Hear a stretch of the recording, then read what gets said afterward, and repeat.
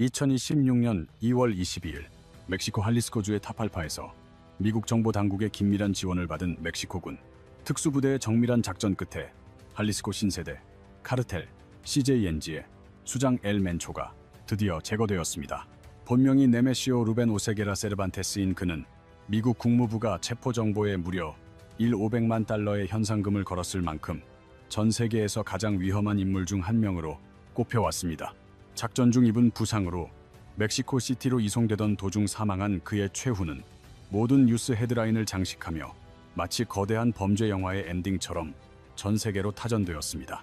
하지만 저는 이 뉴스를 접하며 단순히 한 명의 마약왕이 사라진 것에 안도하기보다 그 이면에 숨겨진 중국과 미국 사이의 거대한 전략적 갈등이라는 더 큰 그림을 보았습니다. 오늘 우리는 일반적인 뉴스에서는 다루지 않는 펜타닐이라는 치명적인 마약이 어떻게 초강대국 간에 보이지 않는 화학전쟁과 복잡하게 얽혀 있는지 그 실체를 낱낱이 파헤쳐 보려 합니다. 전 세계를 공포로 몰아넣은 이 무시무시한 조직의 수장 엘 멘초는 사실 멕시코 미초아칸주의 가난한 농촌 마을 아길리아에서 아보카도를 재배하던 평범한 농부 출신이라는 의외의 과거를 가지고 있습니다. 가난 때문에 초등학교 5학년을 중퇴하고 밭일을 돕던 그는 1980년대에 더 나은 삶을 꿈꾸며 미국으로 불법 이민을 떠났지만 그곳에서 그를 기다린 것은 마약 유통이라는 어둠의 유혹이었습니다. 미국에서 마약 판매 혐의로 2번이나 체포되고 추방당하는 수모를 겪은 그는 멕시코로 돌아온 뒤 좌절하는 대신 오히려 본격적으로 마약 카르텔의 세계에 투신하여 세력을 확장하기 시작했습니다. 2010년경 기존의 밀레니오 카르텔이 분열되는 혼란을 틈타 그는 자신만의 군대인 CJNG를 창설했으며 이 조직은 곧 멕시코에서 가장 잔혹하고 강력한 세력으로 성장하게 됩니다. CJNG의 무력은 상상을 초월했는데 2015년에는 멕시코 정규군의 군용 헬기를 유탄 발사기로 격추해 군인 9명을 살해하는 등 국가 권력의 정면으로 도전하는 준군사 조직의 면모를 과시했습니다. 이러한 위협 때문에 미국 법무부는 CJNG를 세계에서 가장 위험한 5대 초국가 범죄 조직 중 하나로 지정했으며 DEA는 이들이 이미 미국 50개 주 전역에서 활동하고 있다고 경고했습니다. 그런데 여기서 우리는 한 가지 중요한 의문을 가져야 합니다. 멕시코 카르텔이 제조하는 그 엄청난 양의 마약 원료는 도대체 어디서 조달되는 것일까요? 놀랍게도 그 원천은 멕시코도 콜롬비아도 아닌 바로 중국입니다. 펜타닐과 메스암페타민을 합성하는 데 필요한 핵심 화학 전구체들은 대부분 중국의 화학 공장에서 대량으로 생산되어 공급됩니다. 결국 미국이 엘 멘초를 제거한 진짜 이유는 단순히 범죄자 한 명을 잡기 위함이 아니라 중국에서 시작되어 미국을 타격하는 거대한 화학물질, 공급망의 출구를 틀어막으려는 전략적 선택이었습니다. 최근 수만 명의 미국인을 죽음으로 몰아넣고 있는 펜타닐은 원래 암 환자나 수술 후 환자의 극심한 통증을 완화하기 위해 만들어진 강력한 의료용 진통제에서 시작되었습니다. 하지만 그 위력은 헤로인의 50배, 모르핀의 100배에 달하며 단 임지이라는 쌀알 몇 개 크기만큼의 미량만으로도 성인을 죽음에 이르게 할 만큼 치명적인 독성을 가지고 있습니다. 마약상들에게 펜타닐은 적은 양으로도 엄청난 중독 효과를 내면서 운반과 은폐가 쉽다는 점에서 그야말로 꿈의 상품이었고 이는 곧 미국 사회의 재앙으로 이어졌습니다. CDC 통계에 따르면 펜타닐 과다 복용으로 인한 사망자는 2022년에 약 74,000명, 2023년에도 73,000명에 달하며 미국 내 젊은 층의 사망 원인 1위를 차지하는 비극을 낳았습니다. 이는 10년이 넘는 베트남 전쟁 기간 발생한 미군 사망자 수 58,000명을 단 1년 만에 훌쩍 뛰어넘는 수치로 미국 사회가 이를 단순한 중독 문제를 넘어선 화학전쟁으로 간주하는 이유입니다. 실제로 트럼프 행정부는 이 사태를 국가 안보 위협으로 규정하고 펜타닐과 그 전구체들을 대량 살상 무기 EWMD로 지정하는 등 강경한 대응을 예고해왔습니다. 멕시코 카르텔은 마약을 완성하기 위해 블록을 조립할 뿐이며 그 핵심 원료인 전구체를 공급하는 진짜 배후는 거대한 화학 산업을 보유한 중국입니다. 펜타닐 제조에 필수적인 NPP나 ANPP 같은 물질들은 정식 의약품 제조에도 널리 쓰이기 때문에 합법과 불법의 경계가 매우 모호하다는 특징이 있습니다. 중국 공장들은 자신들이 합법적인 의약품 원료를 판매할 뿐이라고 주장하며 단속의 눈길을 피해 멕시코로 화학 물질들을 버젓이 수출하고 있는 실정입니다.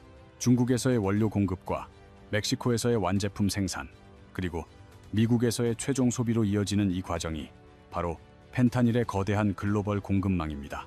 화학 원료뿐만 아니라 마약을 알약 형태로 대량 생산할 수 있는 프레스기까지 중국에서 멕시코로 유입되고 있다는 점은 결코 우연이 아닌 정교한 시스템입니다. 수조 원대의 마약 자금 결제를 위해 카르텔과 중국 브로커들은 미국 재무부의 엄격한 달러 거래 감시를 피할 수 있는 암호화폐를 적극적으로 활용합니다. 특히 1달러의 가치가 고정된 테더유 같은 스테이블 코인은 가격 변동성이 거의 없어 범죄 수익을 안정적으로 세탁하는 데 완벽한 도구로 자리 잡았습니다. 실제로 CJNG는 바이낸스 거래소를 통해 최대 4억만 달러에 달하는 막대한 마약 수익을 암호화폐로 세탁하다가 미국 당국의 추정망에 덜미가 잡히기도 했습니다.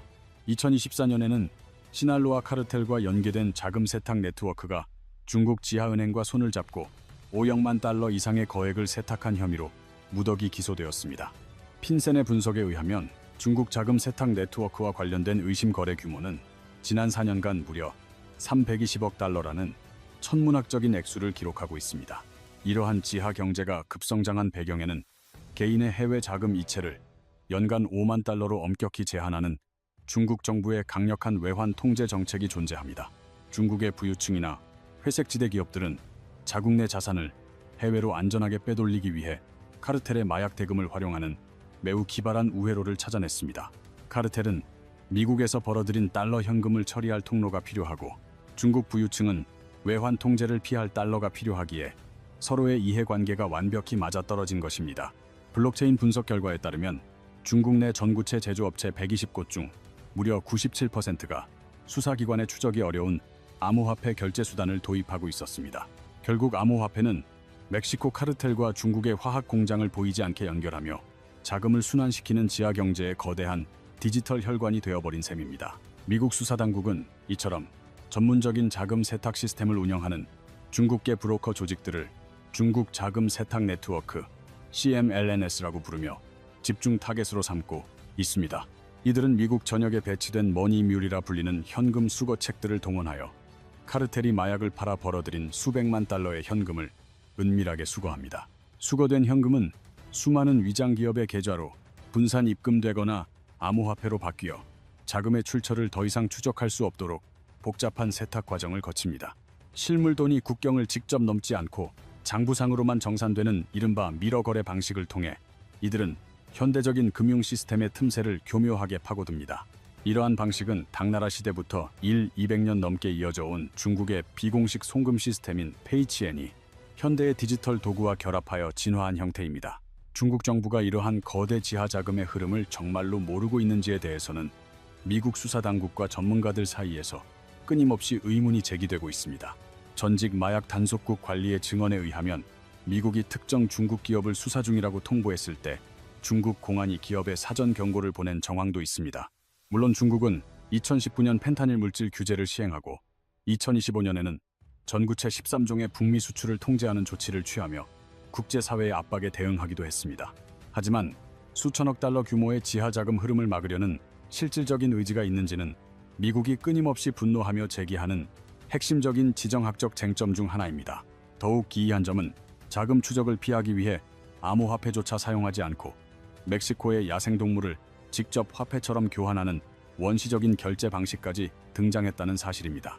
멕시코 캘리포니아만의 멸종위기 물고기인 토아바는 그 불해가 중국에서 보양제나 투기 상품으로 각광받으며 바다의 코카인이라는 별명으로 불리고 있습니다.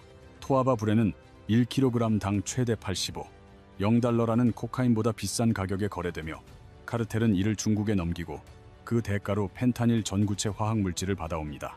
이러한 가치 교환은 달러나 디지털 흔적을 전혀 남기지 않기 때문에 수사 당국의 감시망을 완전히 무력화시키는 가장 은밀하고 치명적인 밀수 시스템으로 작동합니다. 토아바뿐만 아니라 해삼, 전복, 상어, 지느러미, 심지어 희귀 목재인 로즈우드까지 중국 시장에서 비싸게 팔리는 모든 자원이 마약 원료와의 교환 수단이 됩니다. 이 과정에서 중국 삼합회와 멕시코 카르텔이 결탁한 드래곤 카르텔이라는 합동 범죄 조직까지 등장하여 국제적인 생태계 파괴와 마약 유통을 동시에 주도하고 있습니다.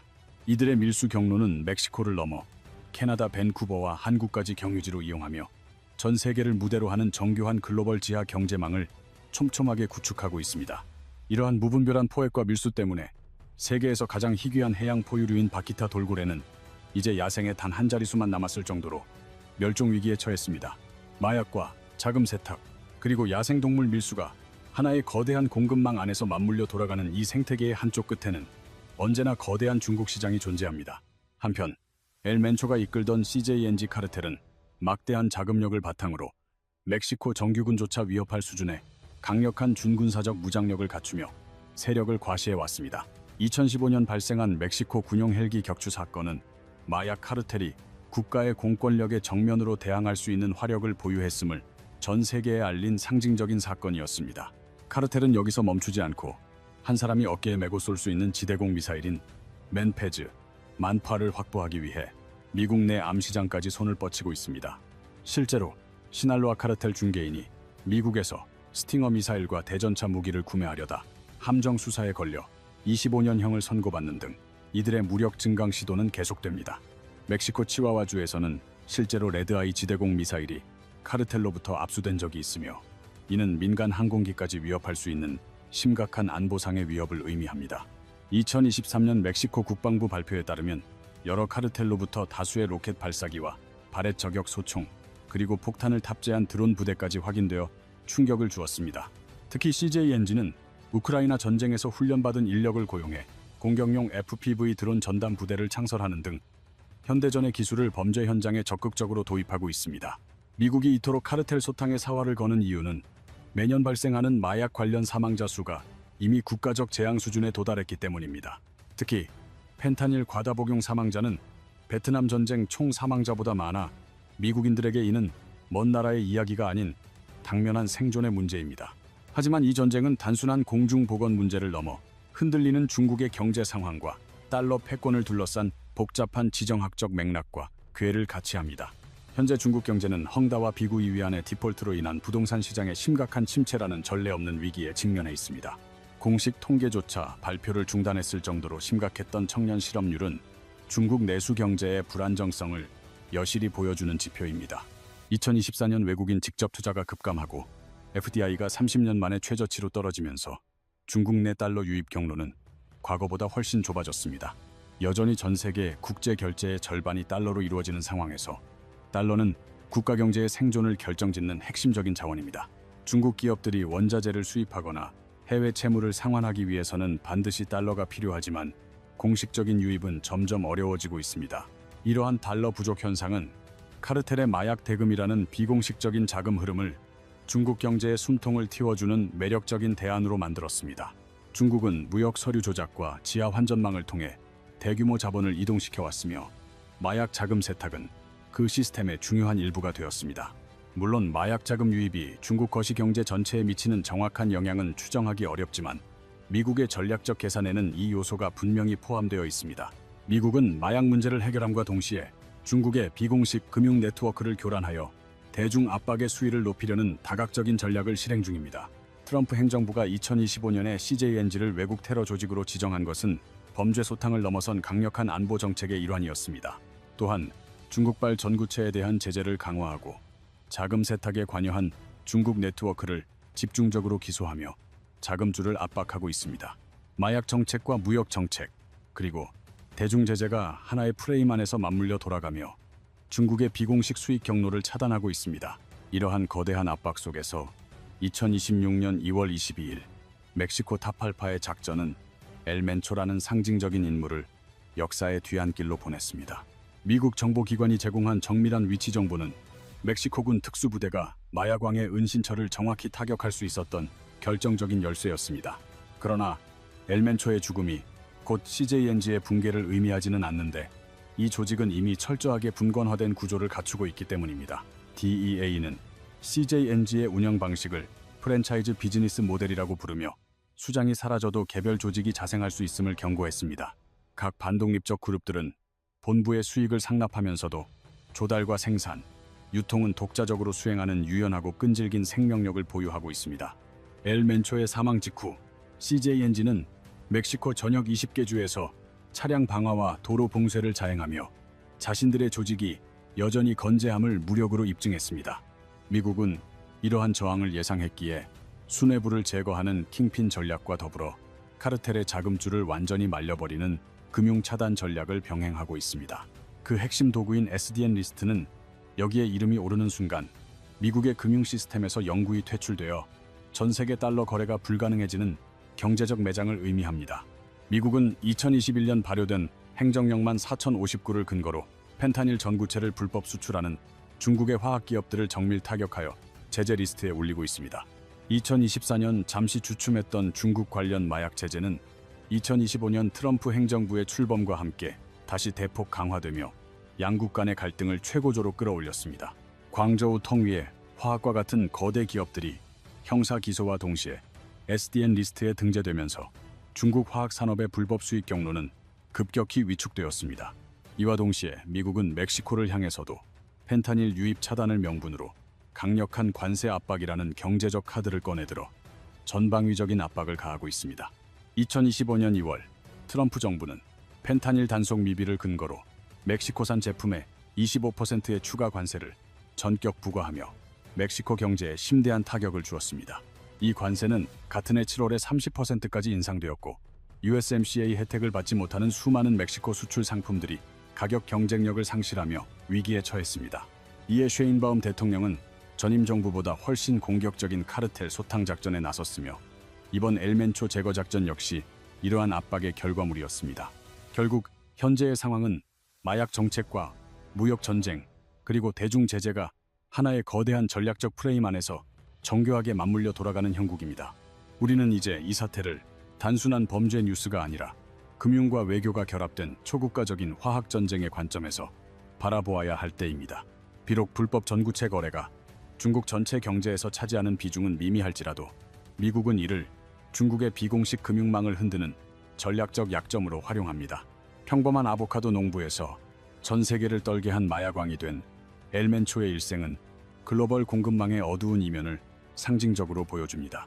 한 명의 독재적인 수장은 사라졌지만 분권화된 조직과 거대한 지하 경제 시스템은 여전히 새로운 국면을 맞이하며 끈질기게 생존을 도모할 것입니다.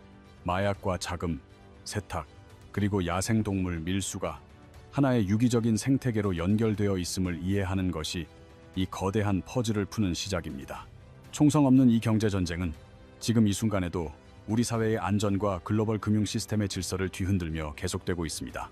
엘멘초의 종말은 끝이 아니라 21세기 거대 강대국들이 그림자 속에서 벌이는 거대한 지정학적 격돌의 한 장이 마무리된 것뿐입니다. 오늘 저와 함께 마약왕의 최후 이면에 숨겨진 거대한 진실을 탐구해 주셔서 진심으로 감사드리며 앞으로도 깊이 있는 통찰로 찾아뵙겠습니다.